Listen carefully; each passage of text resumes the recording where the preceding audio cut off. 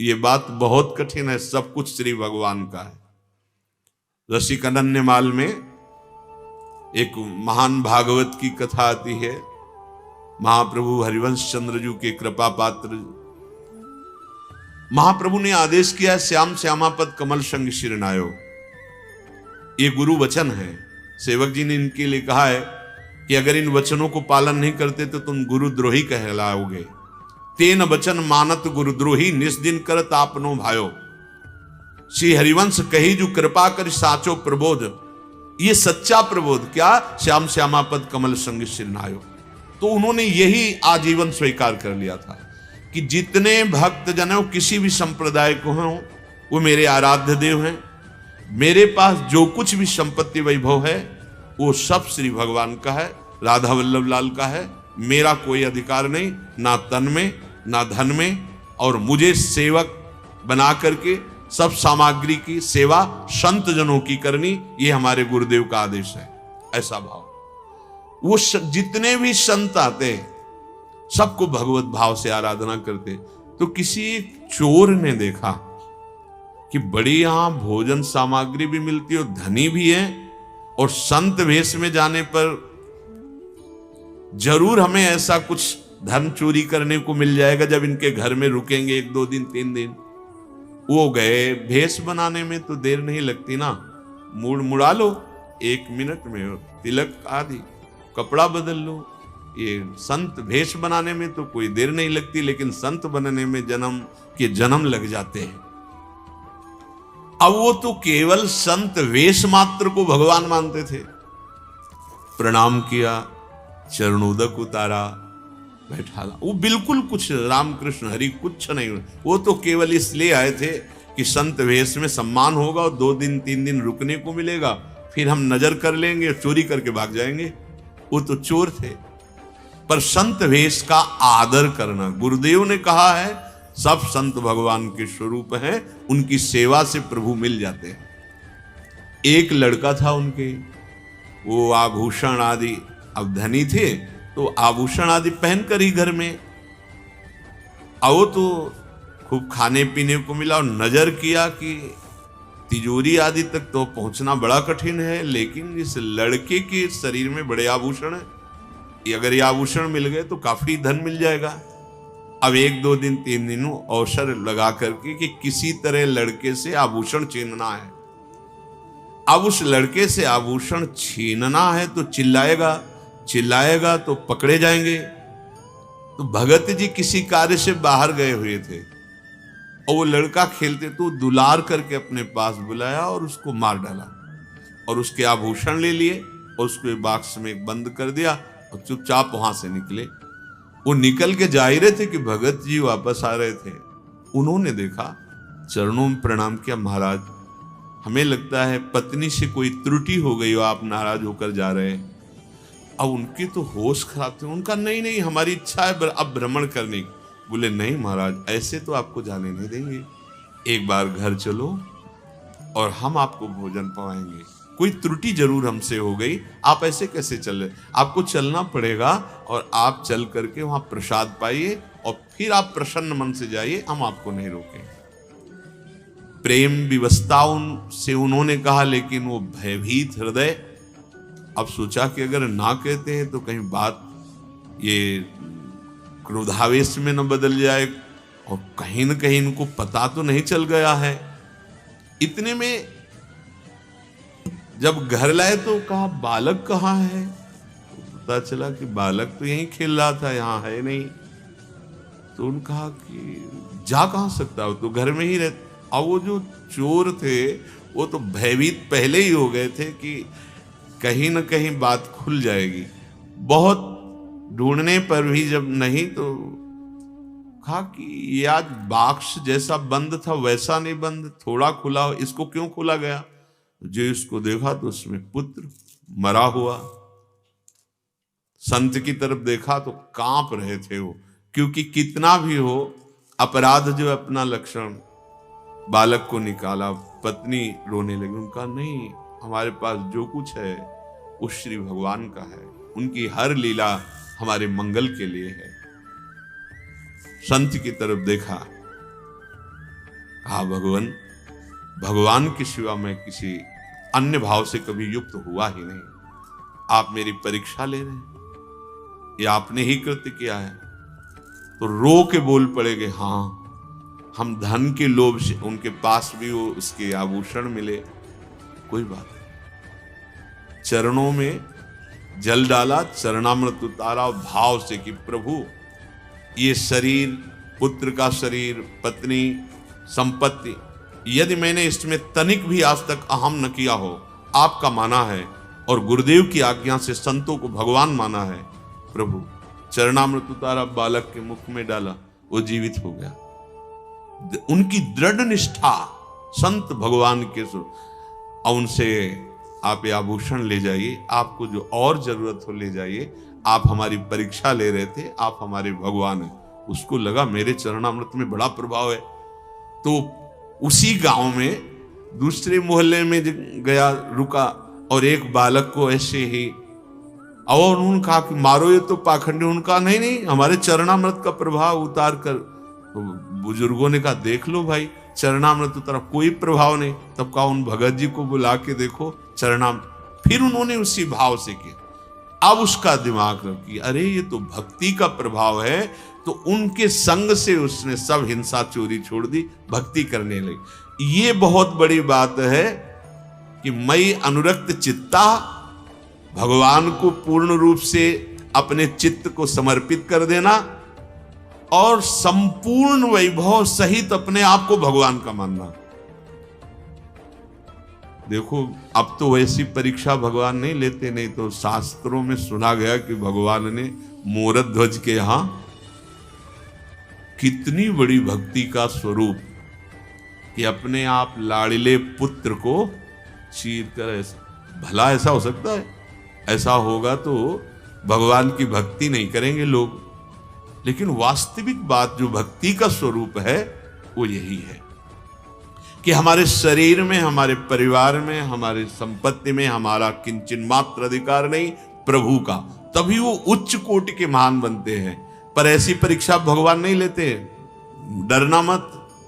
ये तो उन महान भागवतों की बात है जो उच्च कोटि की अवस्था को प्राप्त है, जिनका चित्त मेरे में अनुरक्त है और जिन्होंने सर्वस्व मेरे को अर्पित कर दिया है। वैसे है भी प्रभु का, आपका क्या है? आप विचार करके देखो। आपको शरीर भी प्रभु ने दिया है, संपत्ति भी प्रभु ने दी और परिवार भी प्रभु ने दिया है। और सही पूछो तो वही बने हुए हैं। जो अकिंचन शब्द है वो भिखारी का शब्द नहीं है। यहां जो निष्किंचना नाम है, तो अकिंचन शब्द का मतलब समझते हैं कोई फटे पुराने कपड़े पहने और कुछ है नहीं, भीख मांगते हुए, ऐसा कुछ भावना बनती। अकिंचन, अकिंचन का मतलब ऐसा नहीं होता। अकिंचन अम्बरीश जी महाराज हैं, चक्रवर्ती सम्राट। प्रभु के सिवा कुछ भी जिसके हृदय में नहीं, मेरे प्रभु ही सर्वस्व हैं, उसे अकिंचन कहते हैं। अगर पूरा परिवार, वैभव, सुख सामग्री है और ये सब प्रभु की है, जैसे नाथ सकल संपदा तुम्हारी, मैं सेवक समेत सुतनारी, ये अकिंचन का स्वरूप है।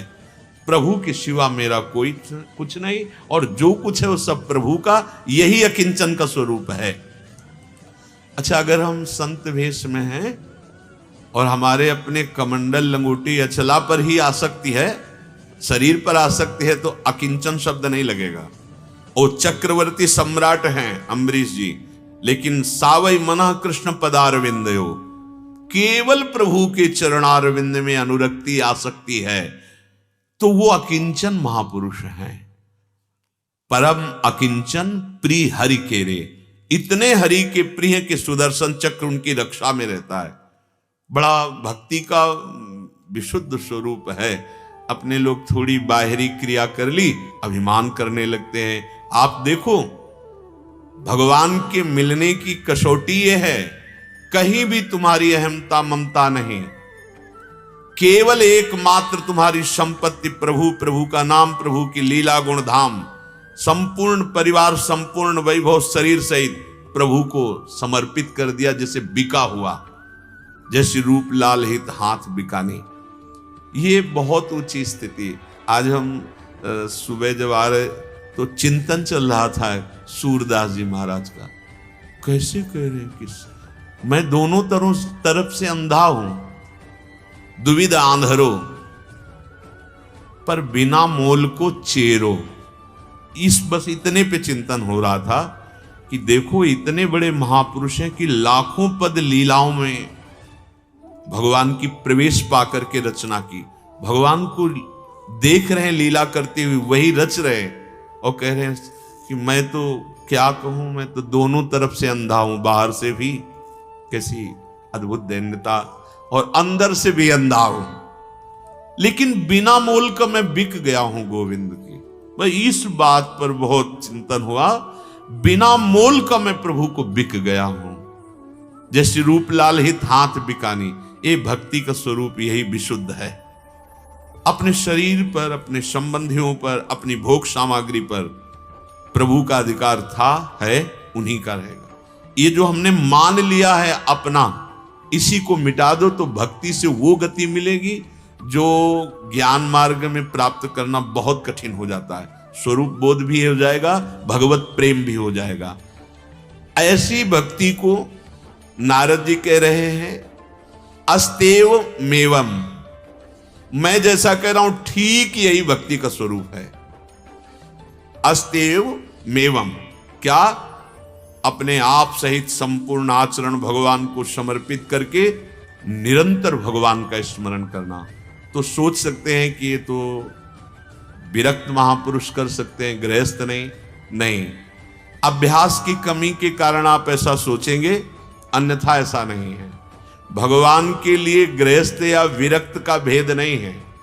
और भक्तमाल जी में आप भक्तों के चरित्र पढ़ो तो हमें लगता है विरक्तों से ज्यादा गृहस्थ मार्ग के महाभागवतों का विशाल स्वरूप दिखाई देता है, क्योंकि भजन का जो प्रियता का भाव है वो भगवान की प्राप्ति के लिए गृहस्थ और विरक्त का भेद नहीं है। जहां आप भजन करोगे तो आपको वही स्थिति प्राप्त हो जाएगी। बस भजन में रुचि जो नहीं होने दे रहे, ये भोग, ये शरीर संबंध, इसी के लिए श्रीपाद कह रहे हैं कांतत्वं मात्र संचादित युवती मयो मेद्य विभत्स पिंडे। एक काम भाव से जो तुम शरीरों की तरफ देख रहे हो, काम भाव से जो शरीरों का आप राग हृदय में रखे हुए हो, कभी मन से ऑपरेशन करके देखो, तुम्हें घृणा पैदा हो जाएगी। बीभत्स पिंडे, क्या है इसमें? क्योंकि सबसे ज्यादा भजन में बाधक काम भाव है। अंदर से देख लेना, क्रोध जो आता है वो काम की उपज है। अगर काम ना हो तो क्रोध आएगा ही नहीं। अगर काम और क्रोध दोनों हमारे हृदय से चले जाए तो अखंड स्मृति जागृत हो जाएगी और सब दोषों का अपने आप नाश हो जाता है। प्रधानता है काम क्रोध ही है। कामना में बाधा पड़ने पर क्रोध आता है, कामना की पूर्ति में लोभ आता है। सब इसी से सृष्टि बढ़ती, काम। उपासक जब भजन में चलता है तो सबसे ज्यादा उसका बड़ा शत्रु एक काम है।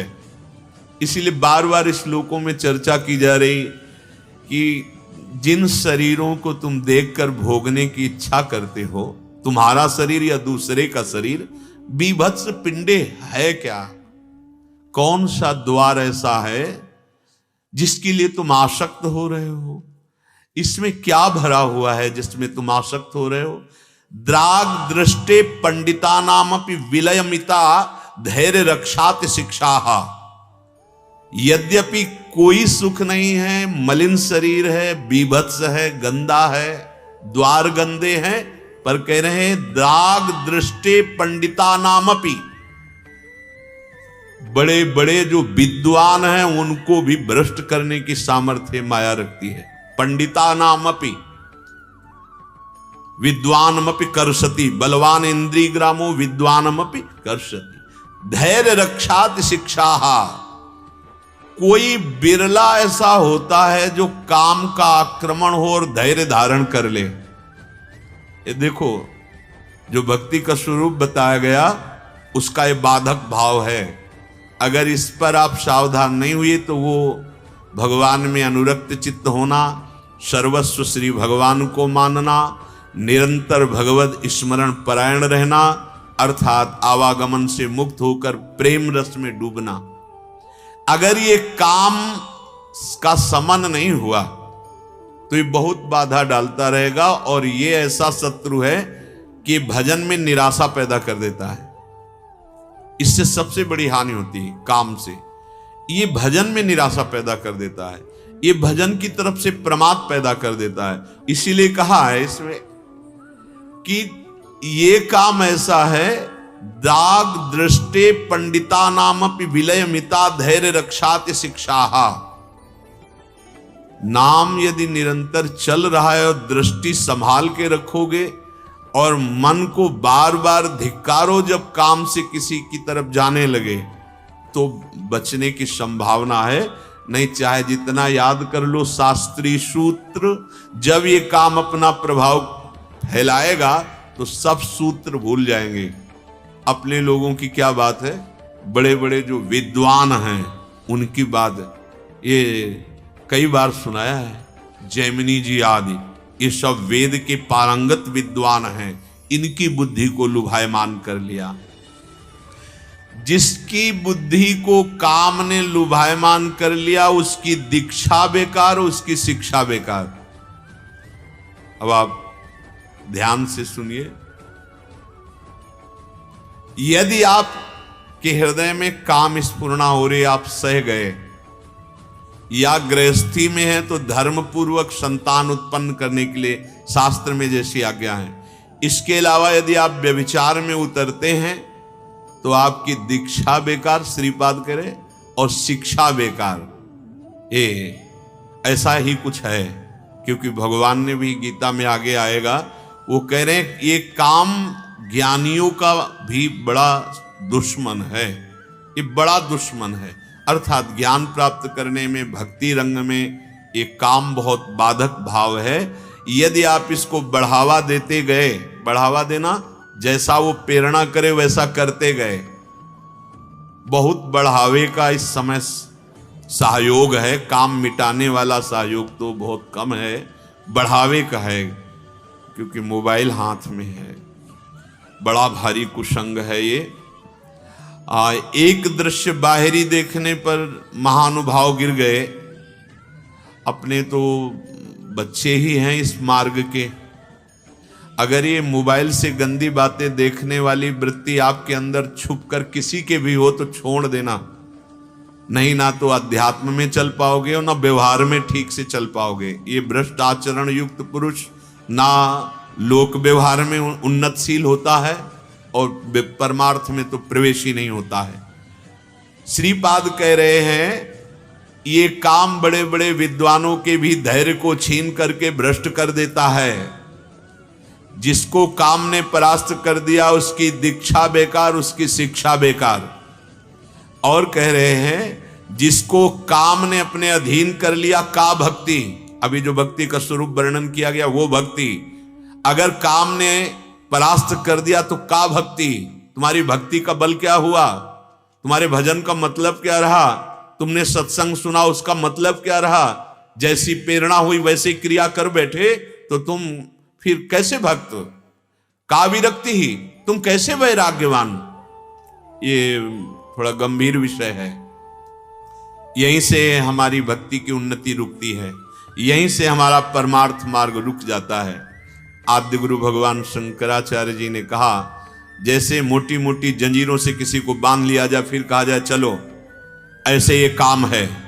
ये जब अपने में बांध लेता है तो जैसे जंजीर से बंधा हुआ व्यक्ति आगे नहीं बढ़ सकता, ऐसे कामासक्त ना तो भजन मार्ग में बढ़ पाएगा और ना लोक उन्नति में, भ्रष्ट हो जाएगा वो। इसको शासन में लिया गया है। वैराग्य मार्ग में तो पूर्ण शासन का ही, और गृहस्थ मार्ग में उचित विषय सेवन का आदेश दिया गया है। वो भी आगे चलकर राग रहित हो। अगर राग युक्त अपनी ही परिवार में बने रहे तो फिर भगवत अनुराग के मार्ग में कैसे। भगवत भाव से जब संतान उत्पन्न हो गई तो धैर्य पूर्वक, संयम पूर्वक चलने की चेष्टा करो। का भक्ति, उसकी फिर भक्ति क्या यदि काम पराजित कर रहा है। स्फुरना, कुसंग, बाहर का दृश्य, ये आपको त्यागना होगा। स्फुरना, हम संकल्प की बात नहीं कहते, स्फुरना, जहां काम की स्फुरना हो। कई बार कहा है, उस समय आपको मनन करने की जरूरत नहीं है, क्योंकि मन साथ नहीं दे रहा। उस समय कीर्तन करने की जरूरत है, उस समय सत्संग सुनने की जरूरत है, उस समय आपको भगवत लीला जोर जोर से गायन करने की, वाणी जी जोर जोर से गायन करने की जरूरत। जहां थोड़ी ही मिनट में वाणी का प्रभाव, नाम कीर्तन का प्रभाव, सत्संग का प्रभाव गया, तहां रज और तम हटा, सतोगुण प्रकाशित हो, आपको शांति मिल जाएगी। अगर आप उसका चिंतन करते हुए और क्रिया में उतर गए, तब तो फिर भारी विपत्ति मोल ले ली। केवल क्रिया दूसरे के संयोग से नहीं, अपने द्वारा भी नहीं कोई क्रिया होनी चाहिए। बहुत सावधानी की आवश्यकता है। ये काम हमें बहुत जन्मों से परास्त करता आ रहा है। अब ये जन्म हमारे विजयी होने का है। नागरीदास ये जन्म जितायो बलिहारी बलिहारी, हमें प्रियाजू जिता देंगी। काम दुख का नाश करने वाला ये श्री चतुराशी जी का पद है। जितने भी पद देखो, भवजल निधि को नाव, काम पावक को पानी। जब आपके अंदर काम स्फुरना हो, चतुराशी जी गाने लगना, आप देख लेना। अगर आपको संस्कृत आती है तो आप रास पंचाध्यायी का पाठ करने लगना, आप देखना तत्काल शांति मिलेगी। जो रास पंचाध्यायी है उसका फल है कि काम रूपी हृदय रोग बिल्कुल नष्ट हो जाता है। श्रीमद चतुराशी जी उसका फल है। काम रूपी अग्नि को शांत करने में हर पद पानी का काम करेगा। जैसे अग्नि जल, पानी डालो एकदम झप से बुझ जाएगी। आप गा के देखना, जब आपके अंदर कोई ऐसी गलती फुरना, तो नाम कीर्तन जप की तरफ ध्यान मत दीजिए, अब नहीं लगेगा। वो जहां जप शुरू करोगे तो वो संकल्प बनाने लगेगा, आप अवसर मत दीजिए। भक्ति वैराग्य दोनों को परास्त करने की सामर्थ्य दी है काम में। भक्ति को भी बहुत सावधान। एक भक्ति का स्वरूप है जिसे कोई परास्त नहीं कर सकता, उसे कहते प्रेम लक्षणा भक्ति। ये नहीं तो अभी साधारण भक्ति को परास्त करने की सामर्थ्य, क्योंकि वो भगवान का बहुत बल प्राप्त किए हुए हैं। प्रद्युम्न जी के रूप में काम ही है।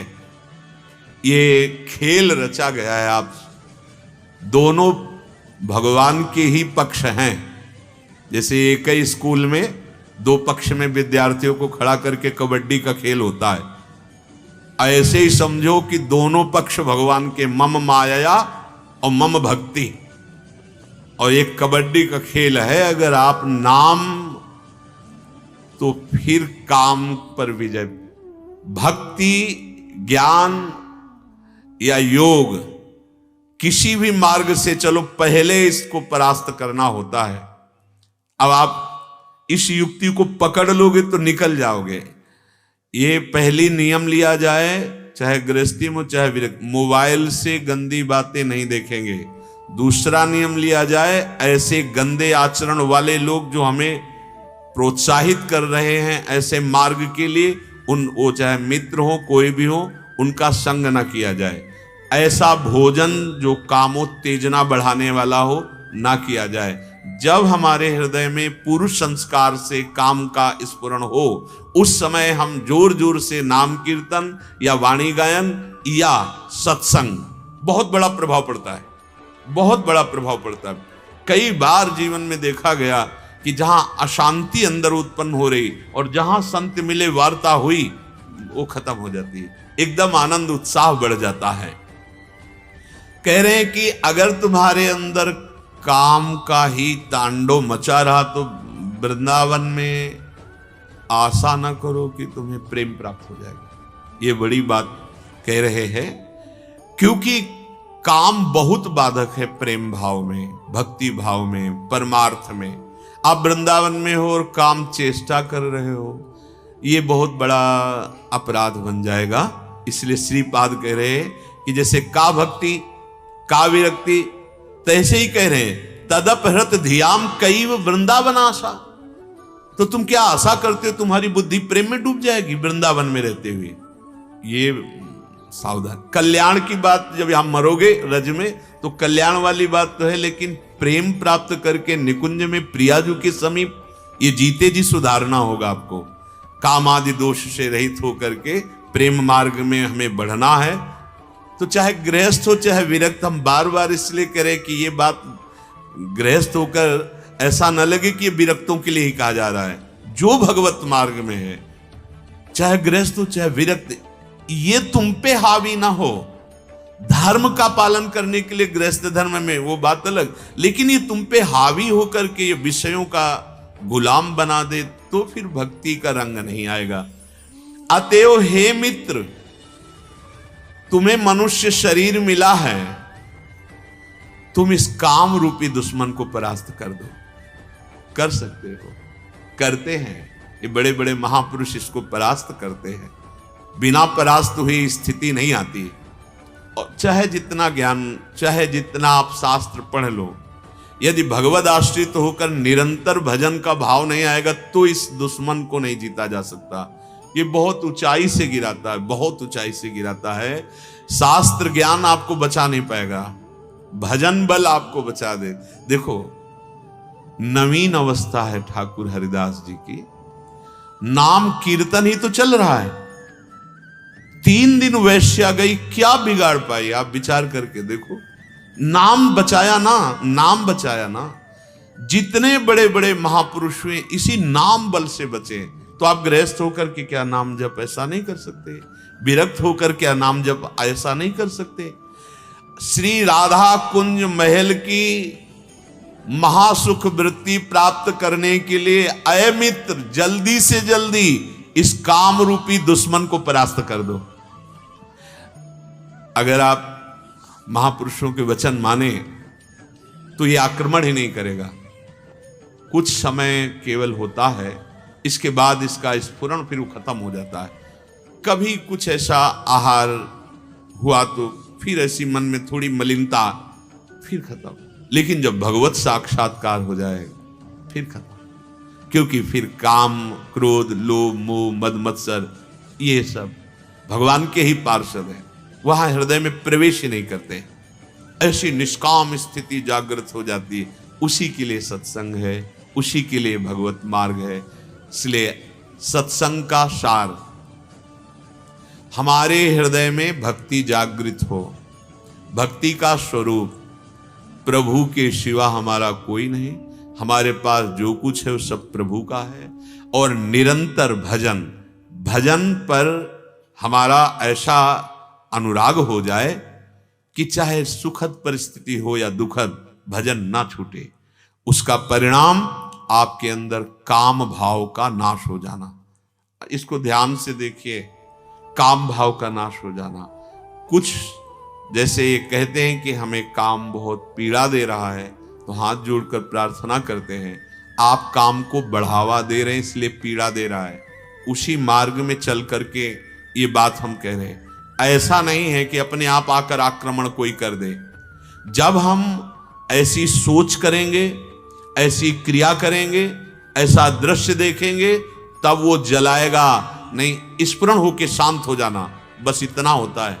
वो आपको पीड़ित करके पागल कर दे, ऐसे किसी में सामर्थ्य नहीं है। क्योंकि भगवान के आश्रित हो, आप नाम जप कर रहे हो, प्रियालाल के आश्रित हो, तो ये बात जो कहते हैं वो ध्यान से सुन ले कि हमें काम बहुत जला रहा है। आप क्रिया करते हैं, आप वो दृश्य देखने की चेष्टा करते हैं, आप वो सोच रखते हैं, आप उस सोच का सुख लेते हैं, इसीलिए आपको काम परेशान कर रहा है। नहीं, आप ये क्रिया, सोच और संग, दृश्य, आप इसे छोड़ दीजिए। भोजन सात्विक कीजिए और नाम जपिए। आप हमें बताना कि कब आपको पीड़ा दी। स्फुरण होना पीड़ा नहीं कही जाती। ऐसे वृत्ति उठी, चली गई, पीड़ा उसे कहते हैं। अब हम जल रहे हैं, अब हमें चाहिए, काम संयोग चाहिए। ये आपने यहां तक बढ़ा करके आपने किया है। इसलिए बहुत सावधान। हमारी भक्ति का रंग, हमारे प्रेम का रंग चढ़ जाए इसी जन्म में, ये बहुत बड़ा शत्रु काम है। इस काम पर हर साधक, हर उपासक, चाहे गृहस्थ हो चाहे विरक्त, इस पर दृष्टि रखे। ये मित्र नहीं है, ये लूटने वाला आपके जीवन की, आपके श्वासों की, आपके आध्यात्मिक शक्ति की ये बहुत वृत्ति रखता है काम। अगर इसको बढ़ावा देंगे तो जहां हैं उससे नीचे होते चले जाएंगे और आप निराश हो जाएंगे कि मैं नहीं चल पाऊंगा। ऐसा होता है, मैं नहीं चल पाऊंगा। नहीं, आप चल ही नहीं रहे हो, आप तो गोद में बैठे हो। आप गलती कर रहे हो, इसलिए आपको समझ में ये बात नहीं आ रही। नहीं, ये जो अध्यात्म की यात्रा है ना, ये गुरु की गोद में बैठ के की जाती है, गुरु की कृपा गोद में। वो उनकी कृपा शक्ति हमें ले जा रही है प्रभु की तरफ। श्री हरिवंश प्रताप नाम नौका निज खेवक। निराश मत होइएगा, सावधान रहिएगा, निरंतरता बनाइए भजन की। इस जीवन में हमको जीतना है। लाडली जो हमारे पक्ष में है, हम जीत जाएंगे। नागरी दासी जन्म जीतायो। शेष चर्चा आगे। श्री राधा वल्लभ लाल की। राधे राधे जी, श्री हरिवंश। तो हमें पूरी उम्मीद है आप लोगों को महाराज जी की ये वीडियो बहुत ही ज़्यादा पसंद आई होगी और आप लोगों को आपके भक्ति पथ पर आगे बढ़ने में बहुत ही ज़्यादा सहायता मिलेगी। अगर आप लोगों के मन में कोई भी प्रश्न हो तो आप लोग हमें नीचे कमेंट्स में ज़रूर लिख सकते हो। हम लोग उसके बारे में भी महाराज जी की नई वीडियो अपलोड कर देंगे, जिससे आप लोगों को आपके भक्ति पथ में बहुत ही ज़्यादा सहायता मिले, आप लोगों को भगवान श्री कृष्ण और श्री राधा रानी जी का प्रेम प्राप्त हो। तब तक के लिए राधे राधे, श्री हरिवंश।